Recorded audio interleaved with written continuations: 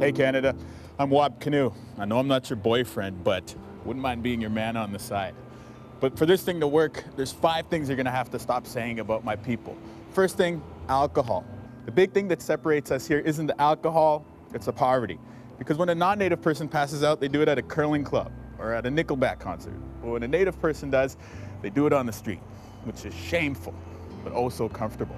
Then there's this whole idea of get over it. You know, why don't you guys just get over it? You know what? I am over it. My dad was raped in a residential school by a nun. I'm over it. But it doesn't mean that we should forget it. Then there's the long hair thing. You know, some Aboriginal people do wear their hair long as a symbol of cultural pride. Those are the natives with beautiful long straight hair. For curly haired Ojibwe such as myself, hair clippers have been the greatest invention of the white man since the mirror. Then I often hear this question.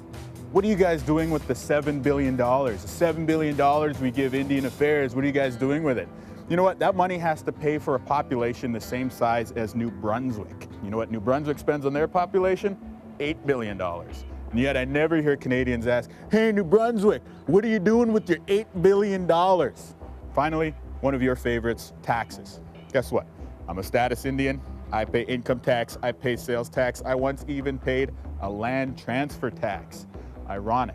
It's all part of a much larger stereotype that Aboriginal people in Canada are getting a free ride. 140 years after the treaties, we're still waiting for the things that we were promised in those agreements to share the land. So I ask you, who's really getting the free ride?